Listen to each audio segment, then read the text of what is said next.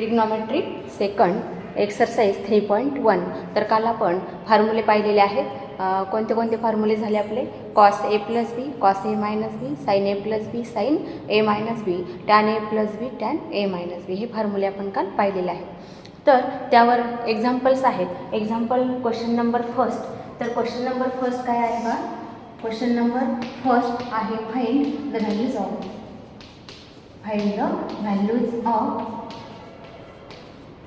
Number first आहे sign 15 degree. तर sign 15 degree म्हणजे 15 डिग्री आपल्याला केव्हा लिहिता येईल? तर आपण 45 मायनस 30 केलं तर किती मिळेल? दोघांचं सबट्रॅक्शन 15 येईल. किंवा म्हणजे कंपाऊंड अँगलमध्ये कन्वर्ट करायचं आहे 15 डिग्री, किंवा आपल्याला असं लिहिता येईल 60 डिग्री मायनस 45 डिग्री, कोणतंही चालेल. 45 मायनस 30 केलं तरी 15 येईल आणि 60 डिग्री मायनस 45 केलं तरी 15 येईल. तर 15 डिग्री म्हणजेच कसं लिहिता येईल? साईन 15 म्हणजेच 45 डिग्री मायनस 30 डिग्री, म्हणजे कंपाऊंड अँगलमध्ये आपण कन्वर्ट केलेलं आहे. तर फॉर्म्युला आता आपल्याला वापरावं लागेल sine in bracket A minus B. Sine A minus B म्हणजेच फॉर्म्युला काय? Sine A cos B minus cos A sine B. म्हणजेच फॉर्म्युला लिहिता येईल sine 45 degree multiply sine 30 degree multiply cos 30 degree. म्हणजे साईनचा जर फॉर्म्युला असेल कंपाऊंड अँगल असेल तर साईन कॉसचं कॉम्बिनेशन आहे, आणि साईनचं जर फॉर्म्युला असेल तर साईनचं साईन बदलत नाही.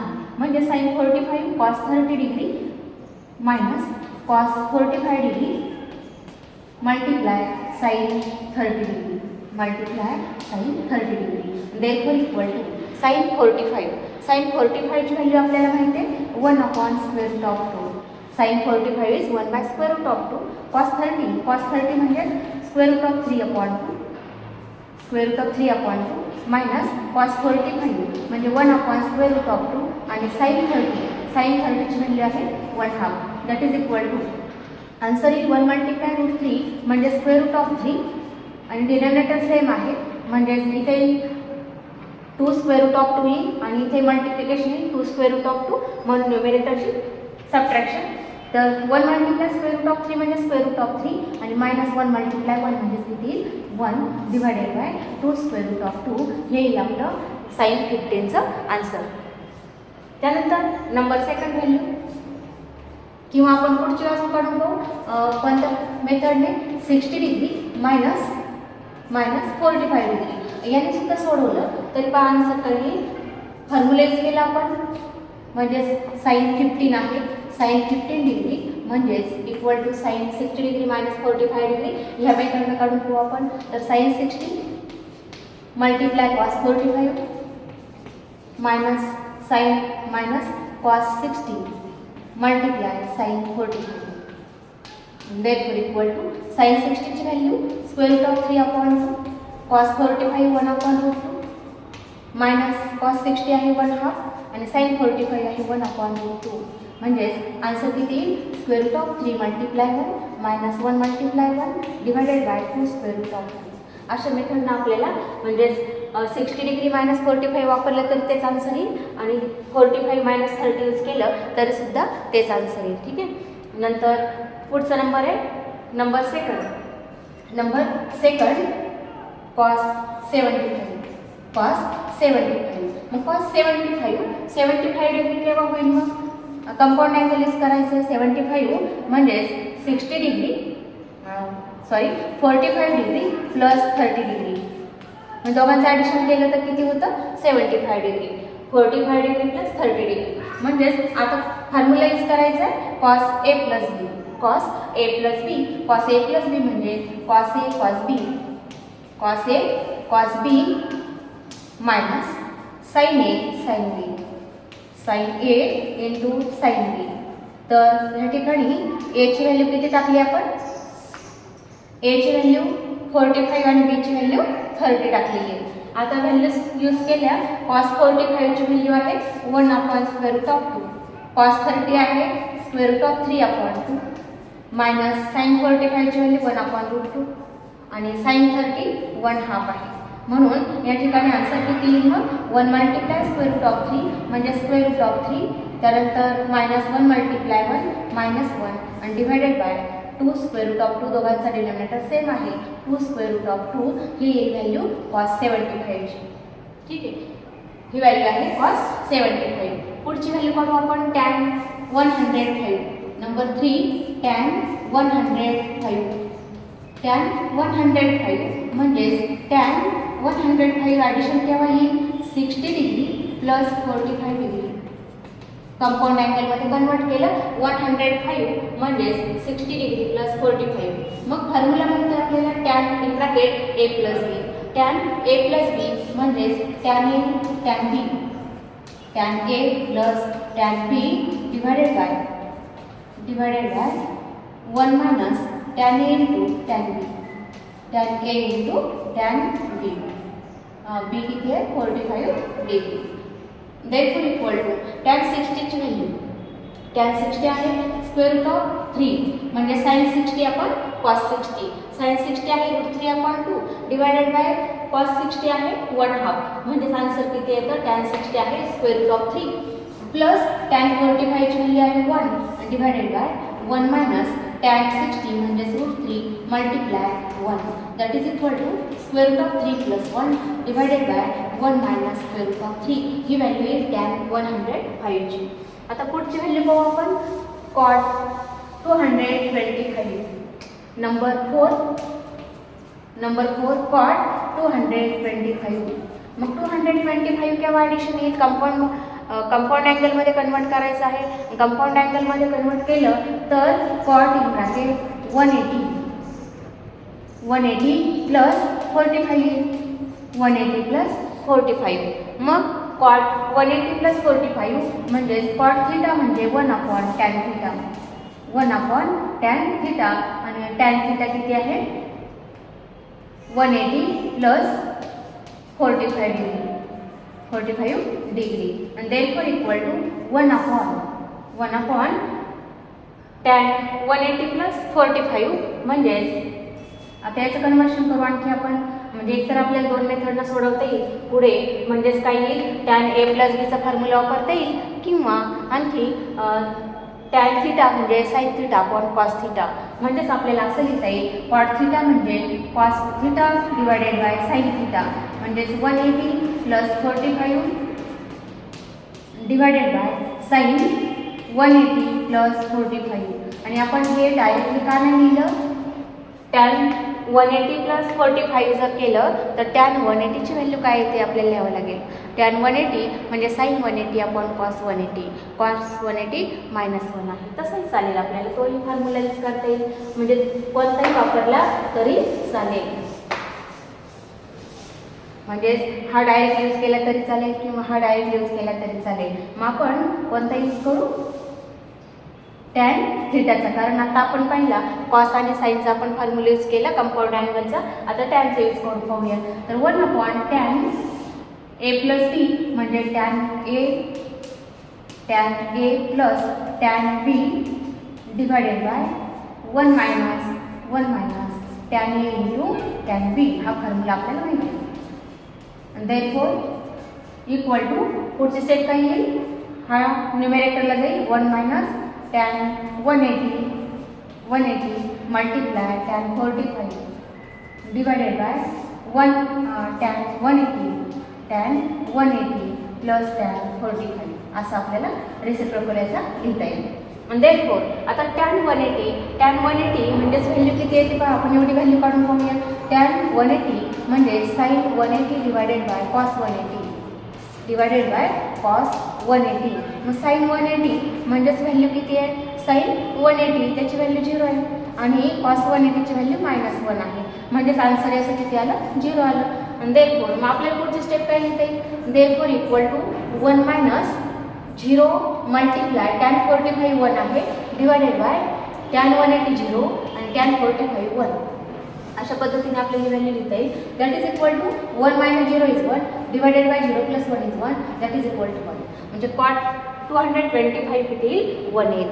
आणि आपण जरी सेकंड फॉर्म्युला यूज केला, सेकंड फॉर्म्युला कोणता वापरायचा आपल्याला, सेकंड कोणता म्हटलं कॉट 225 म्हणजेच कॉट 225 म्हणजेच कसं लिहिता येईल कॉस 225 डिवायडेड बाय साइन 225 आणि कॉस 225 म्हणजेच 180 plus 45 degree divided by sine 180 plus 45 degree असंही सॉल्व केलं तरी चालतं. पुन्हा फॉर्म्युला कोणता वापरावा लागतो इथे cos A plus B.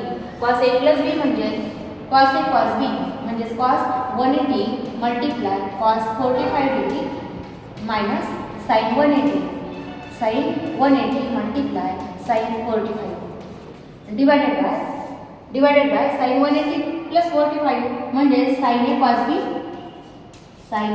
Cos B plus cos A sine B cos 180 sign 45 असं आपल्याला या ठिकाणी लिहिता येईल. therefore equal to cos 180 minus 1 आहे मायनस 1 मल्टिप्लाय कॉस 45 आहे 1/√2 मायनस साइन 180 0 आहे मल्टिप्लाय 1/√2 डिवायडेड बाय साइन 180 म्हणजे 0 आहे आणि कॉस 45 आहे 1/√2 प्लस कॉस 180 म्हणजेच व्हॅल्यू -1 आहे आणि साइन 45 आहे 1/√2 that is equal to -1 multiply 1/√2 म्हणजेच 1/√2 प्लस -0 म्हणजेच -1/√2 आणि डिवायडेड बाय इथे 0 होईल आणि इथे किती आलं -1/√2 आणि मायनस प्लस झालं म्हणून आन्सर किती 1/√2 कॅन्सल होईल मायनस प्लस म्हणून आन्सर आलं 1. ह्या मेथडनं सोडवलं तरी चालतं किंवा ह्या मेथडनं सोडवलं तरी चालतं. ठीक आहे.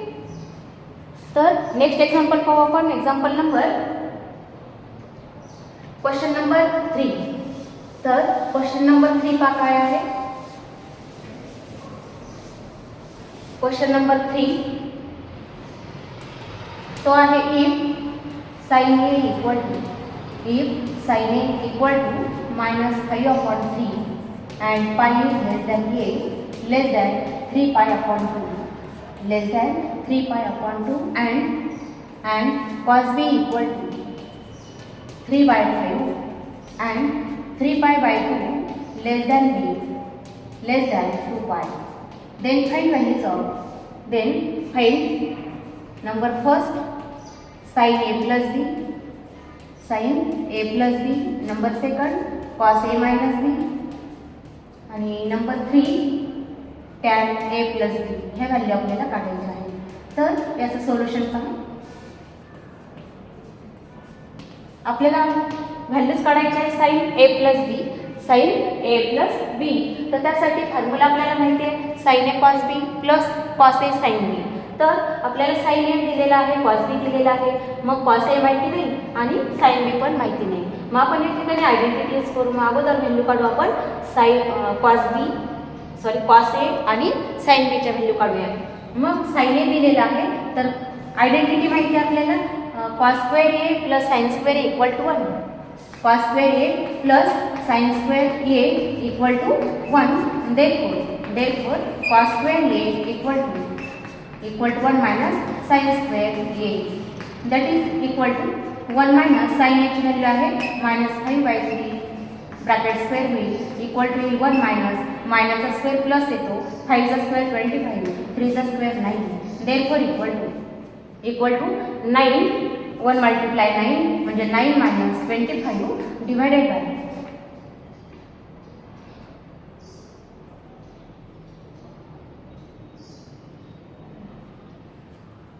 9 minus 25 इथे मायनस यायला नको.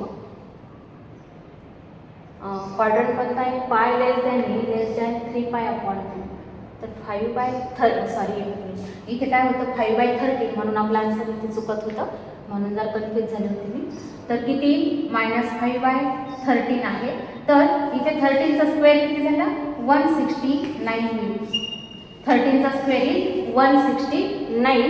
तर 1 मल्टिप्लाय 169 मायनस 25 डिवायडेड बाय 169. तर आन्सर किती आले इथे 144. सबट्रॅक्शन येतं 144 डिवायडेड बाय 169 आणि therefore cos square a equal to 144 upon 169. तर दोघांचं स्क्वेअर रूट काढलं तर किती Therefore, cos A equal to plus or minus 12/13. म्हणजे 12 चा स्क्वेअर 144 आहे आणि 13 चा स्क्वेअर 169 आहे. म्हणजेच प्लस और मायनस 12/13. आता क्वाड्रंट पाहिजा. A lies in 180 and 270. पाय म्हणजे 180, 3π/2 म्हणजे 270. म्हणजे ए जो आहे angle A lies between 180 and 270. म्हणजे angle lies in third quadrant. 180 आणि 270चं क्वाड्रंट थर्ड आहे. ए लाइज इन थर्ड क्वाड्रंट. किंवा डायरेक्ट लिहिलं तरी चालतं. क्वाड्रंटच्या ऐवजी पाय लेस दॅन ए लेस दॅन 3π/2 असं लिहिलं तरी चालतं. आणि देअरफोर आता थर्ड क्वाड्रंटमध्ये कॉस ए निगेटिव्ह आहे. कॉस ए आणि साइन ए दोन्ही निगेटिव्ह आहे. म्हणून आन्सर किती येईल? -12/13 येईल. कॉस एची व्हॅल्यू -12/13. आता कॉस ए मिळाला, आपण साइन बी काढूया. म्हणजेच आता सेकंड आयडेंटिटी कोणती? आता sine square B equal to sine square B म्हणजे काय येईल? 1 - कॉस स्क्वेअर बी. आणि therefore equal to 1 - cos b ची व्हॅल्यू आहे 3/5 bracket square that is equal to 1 - 3/5 चा square 9/25 that is equal to 1 × 25 -9 divided by 25. Answer किती आला? 16/25. ही व्हॅल्यू कशाची आली? Sine square B. आणि therefore sine B equal to दोन्ही साईडचं स्क्वेअर रूट काढलं तर प्लस और मायनस 4/5 येईल. पण अँगल बी कोणत्या क्वाड्रंटमध्ये आहे? अँगल बी लाइज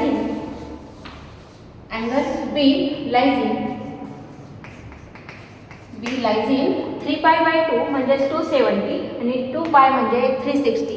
म्हणजेच अँगल बी हा 270 पेक्षा मोठा असेल आणि 360 पेक्षा लहान असेल. म्हणजे तो क्वाड्रंट आहे fourth quadrant. Therefore angle B lies in fourth quadrant. मग फोर्थ क्वाड्रंटमध्ये साइन कोणता असतं? फोर्थ क्वाड्रंटमध्ये प्लस मायनस साइन आहे. म्हणजेच साइन बी हा निगेटिव्ह येईल. Therefore sine B equal to -4/5. Sine B हा निगेटिव्ह आहे म्हणून मायनस साइन येईल. साइन बीला -4/5 येईल. आता व्हॅल्यू काढून झालेल्या आहेत. तर व्हॅल्यूज पहा काय आल्या. कॉस ए साइन एची व्हॅल्यू -5/13. कॉस ए आहे -12/13. साइन बी कॉस बी आहे 3/5. साइन बी आहे -4/5. तर नंबर फर्स्ट व्हॅल्यू काय विचारली आपल्याला? Sine A plus B. तर फॉर्म्युला म्हणते आपल्याला sine A cos B plus cos A sine B.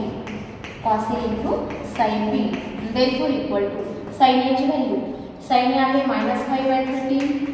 Cos बीची व्हॅल्यू 3/5 प्लस कॉस एची व्हॅल्यू आहे कॉस ए इथे आहे का -12/13 मल्टिप्लाय साइन बी आहे -4/5 that is equal to minus प्लसचं प्रॉडक्ट मायनस येईल आणि 5 × 3 म्हणजेच किती झाले 15 डिवायडेड बाय 13 × 5 65 आणि मायनस मायनसचं प्रॉडक्ट प्लस येईल. नंतर 12 × 4 48 divided by 65 that is equal to -15 + 48 -15 + 48 म्हणजे किती मिळतात 33 डिवायडेड बाय 65 येईल. 33 डिवायडेड बाय 65 हे मिळालं आपल्याला आन्सर. तर सेकंड व्हॅल्यू पाहूया आपण. नंबर सेकंड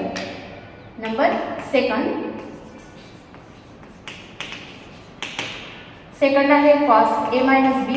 तर कॉस ए मायनस बी म्हणजेच cos A cos B plus sine A into sign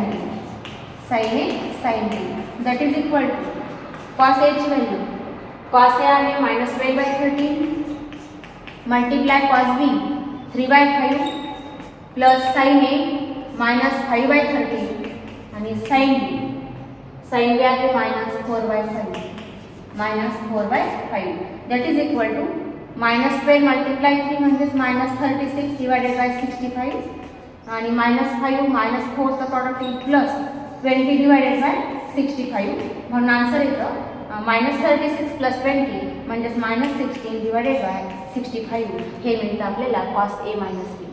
तर पुढची व्हॅल्यू काढणार आहोत आपण. पुढची व्हॅल्यू कोणती लागते टॅन ए प्लस बी. त्यासाठी आपण व्हॅल्यू काढणार आहोत टॅन ए आणि टॅन बीची व्हॅल्यू. टॅन ए आणि टॅन बी लागणार आहे. तर टॅन ए आणि टॅन बीची व्हॅल्यू काढू आपण. तर त्यासाठी आपल्याला व्हॅल्यू कोणत्या कोणत्या आवश्यक आहे पण साइन ए म्हणते, साइन ए आहे -5/13, कॉस ए इथे आहे, कॉस एची व्हॅल्यू -12/13. त्यानंतर साइन बी आहे -4/5 आणि कॉस बी आहे 3/5. Then for tan A equal to tan एची व्हॅल्यू काय. Then for tan A equal to sine A divided by cos A. Sine A divided by cos A. तर sine एची value आहे -5/13 divided by cos एची value आहे -12/13. That is equal to minus minus plus. 13 cancel झाले डिनोमिनेटरला, दोघांचं same आहे denominator. 5/12 येईल. टॅन ए आलं 5/12. आता टॅन बी काढूया आपण. टॅन बी म्हणजे sine B divided by cos B.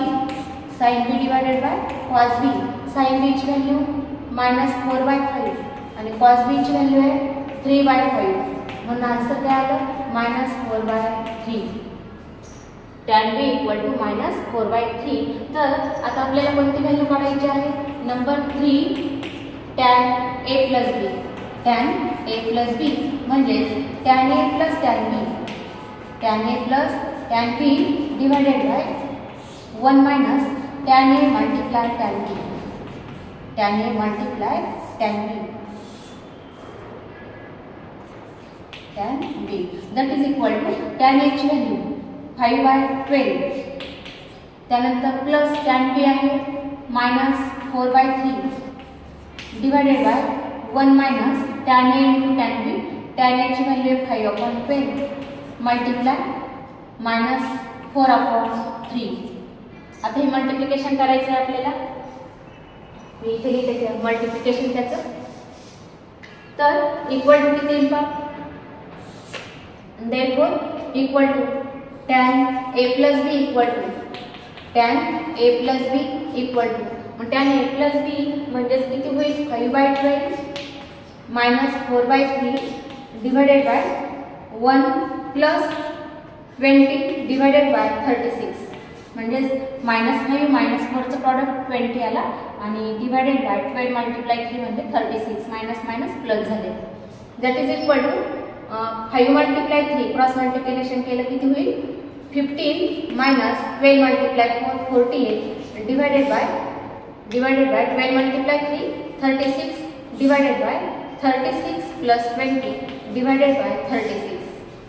That is equal to 15 minus 48 म्हणजेच किती येतात 33 minus 33 divided by 36 divided by 36 whole divided by 36 plus 20 म्हणजेच 56 डिवायडेड बाय 36. म्हणून आन्सर येईल -33 divided by 56.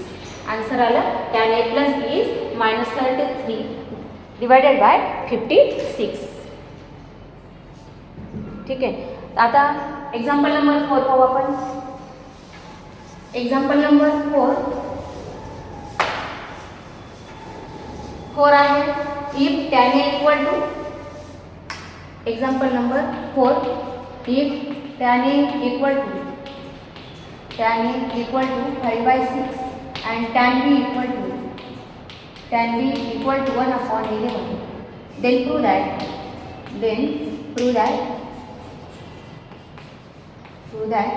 a plus b equal to 5/4. Then prove that a plus b equal to 5/4. हे आपल्याला prove करायचं आहे. तर याचं सोल्युशन पहा. टॅन ए दिलेला आहे 5/6, टॅन बी दिलेला आहे 1/11. तर आपल्याला प्रूव्ह काय करायचं आहे a plus B equal to 5/4. मग आपण दोन्ही साईडला टॅन टाकलेला असेल तर किती लिहाल. टू प्रूव्ह दॅट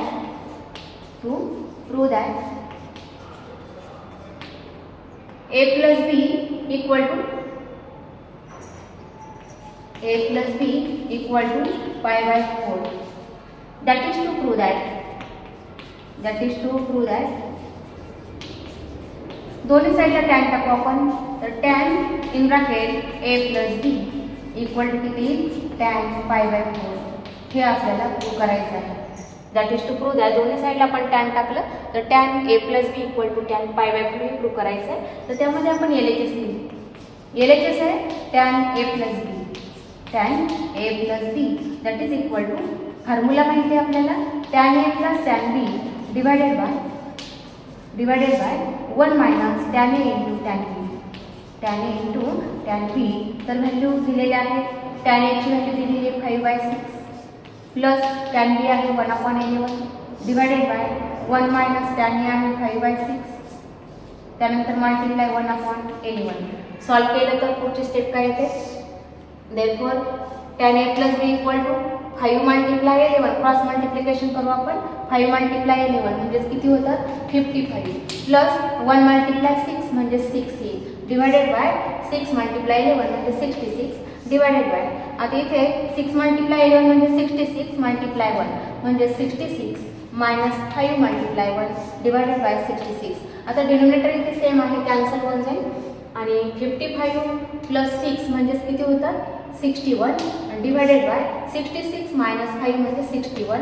आन्सर किती 1 आणि 1 म्हणजे टॅन 45 डिग्री म्हणजेच टॅन पाय बाय 4. 1 म्हणजे टॅन पाय बाय 4 किंवा टॅन 45 ची व्हॅल्यू आहे 1 म्हणून 1 ची व्हॅल्यू टाकली आपण टॅन पाय बाय 4 आणि देअरफॉर इक्वल टू RHS. आता RHS काय इथे दिलेलं होतं टॅन पाय बाय 4 हे प्रूव्ह झालेलं आहे आणि therefore A plus B equal to pi by 4 अशा पद्धतीने याचा प्रूफ आपल्याला लिहिता येतं. किंवा आता इथे टॅन टाकला आपण याच्याऐवजी असंही तुम्ही प्रूफ लिहू शकता. असं लिहिलं तरी चालेल का सेकंड कसं लिहिता येईल टॅन बी दिलेला आहे म्हणून आपण डायरेक्ट लिहिलं tan A plus B equal to directly लिहिलं आपण टॅन बी दिलेला आहे म्हणून आपण लिहिलं टॅन ए प्लस बी म्हणजेच tan A plus tan B divided by 1 minus tan A tan A into tan B असंही आपल्याला लिहिता येतं आणि देअरफॉर इक्वल टू टॅन एची व्हॅल्यू टाकली ती आली 5/6 plus 1/11 divided by 1 minus 5/6 multiply 1/11. आता हे सॉल्व केलेले आपण आत्ता तर 5 मल्टिप्लाय 11 म्हणजेच 55 प्लस 6 म्हणजे किती झाले 61 डिवायडेड बाय 66 झाले आणि डिवायडेड बाय 66 मायनस 5 म्हणजे 61 डिवायडेड बाय 66. तर याचा आन्सर आला 61/61 किंवा दोन्ही टर्म सेम आहे कॅन्सल झाले आन्सर आलं 1 आणि टॅन ए प्लस बी जर 1 असेल तर 1 म्हणजे टॅन पाय बाय 4 आहे टॅन पाय बाय 4 आणि देअरफॉर आता दोन्ही साईडचा टॅन आपण कॅन्सल केला दोन्ही साईडचा टॅन कॅन्सल केला तर ही व्हॅल्यू कशाची होती टॅन ए प्लस बीची टॅन ए प्लस बी किती आलं टॅन पाय बाय 4 दोन्ही साईडचं टॅन कॅन्सल केलं तर किती येतं A plus B equal to pi by 4 अशा पद्धतीने therefore LHS equal to RHS method ह्या मेथडनं सोडवा किंवा या सेकंड मेथडनं सोडवलं तरी चालेल. ही आहे मेथड नंबर सेकंड आहे अशा मेथडनं सोडवलं तरी चालेल. राहिलेले एक्झाम्पल आपण नेक्स्ट लेक्चरला पाहूया.